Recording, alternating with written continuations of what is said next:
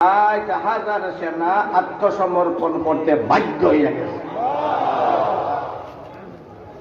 ঘটনার বহুত লম্বা, বোঝা গেল তাকবীরের দাম আছে না নাই? তাকবীরের দাম আছে না নাই? ছোট্ট করি আর একটা ঘটনা হইলেই হইতাম নি, বুঝো নাই তো হলে হইতাম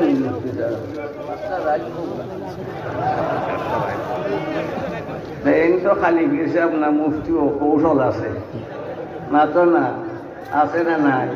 কৌশল আছে।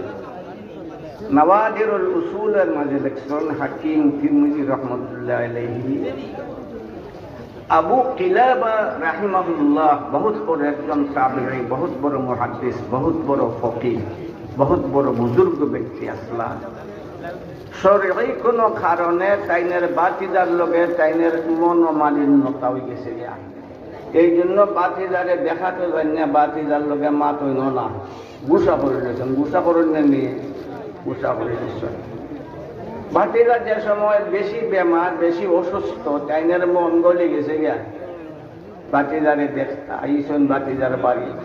বাতিদা এক কামরার মাঝে এসা চাচা আবু কিলাবা রাহিমাহুল্লাহ গিয়া ঢুকছেন। গিয়া যখন বাতিদা মুমূর্ষ অবস্থায়, সক্রাতের অবস্থায়, একবারে রুদ্ধধার, একবারে রুদ্ধধার, ঘর বন্ধ, এই ঘর বিছনার সাইড দেখে তার মনটা একবারে গলে গেল গিয়া।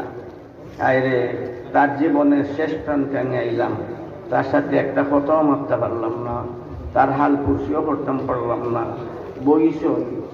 ওই সময় দেখুন সালে দিয়া, সাল বুঝো তো তলে দিয়ে থাকে না রে, সাল উফরে দিয়ে থাকে। আপনারা এলাকা তো সাল উফরে দিয়ে থাকে না নি? না তো না বা সাদে দিয়া, সাদে দিয়া, সাদে দিয়া ঢুকছে মানুষ।